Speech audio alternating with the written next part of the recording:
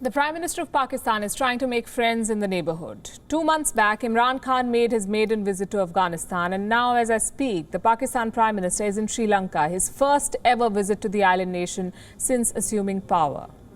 What is he up to? How should India see this visit? Is it just for his home audience, or is there a diplomatic message that Pakistan is trying to send? Let's take this one at a time. I'll start with the visit. Like I said, it's Imran Khan's maiden visit to Sri Lanka as Prime Minister. The last time he was there was in 1986. That's when Mr. Khan was the captain of Pakistan's cricket team and had accused local umpires of bias. We sincerely hope that issue has been settled. Also this time, Imran Khan managed to take his own plane, unlike the visit to the US, where he had to loan the private jet of the Saudi Crown Prince Mohammed bin Salman. We hope there were no technical glitches either. Pakistan's reputation in aviation has been quite a debatable topic.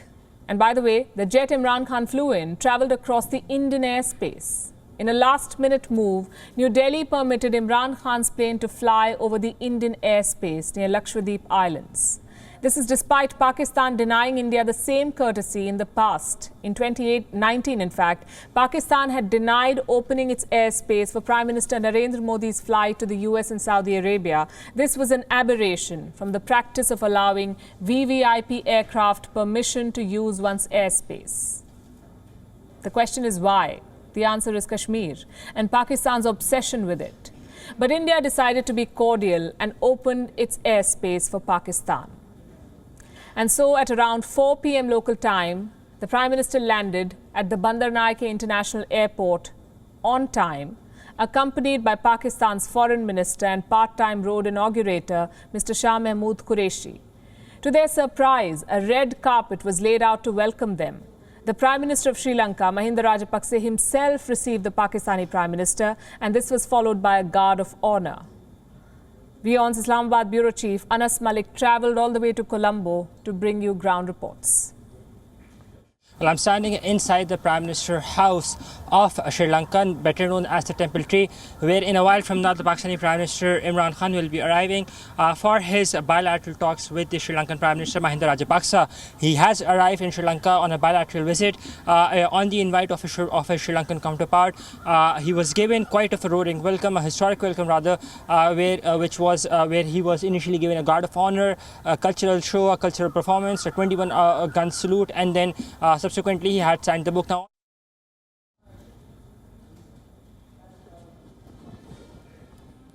Now let's tell you what's on the agenda. A host of things. To start with, there will be delegation-level talks covering all areas of cooperation between the two countries: trade, investment, health, education, agriculture, science, technology, defence and tourism. It's not often that Imran Khan travels abroad. Pakistan did not want to skip any field.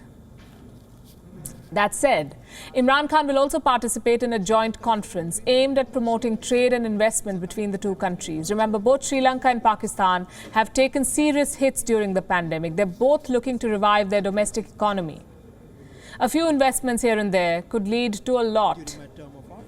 What about a formal address to the parliament? Last we checked, a speech in Sri Lanka's parliament had been included in Mr. Khan's itinerary at Islamabad's request. The address was scheduled for the 24th of this month. Well, guess what? It has now been cancelled. Why? Sri Lanka says it's because of COVID-19 restrictions. The Sri Lankan media says it's because of pressure from India. Let me explain this. According to reports in the Sri Lankan media, this decision was taken out of the fear that a speech by the Pakistani Prime Minister could harm future ties with India. Bilateral relations have already been strained after the cancellation of a port deal between New Delhi and Colombo. Sri Lanka did not want to risk it further.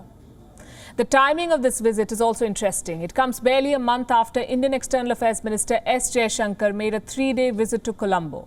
Now, Imran Khan himself has landed in Sri Lanka. Colombo had to strike a balance. This was after the latest this was the latest as far as the first day was concerned. The bilateral talks will take place on Wednesday, and WION will be tracking every development in Colombo, every move of the Pakistani Prime Minister. We will keep you updated. WION is now available in your country. Download the app now and get all the news on the move.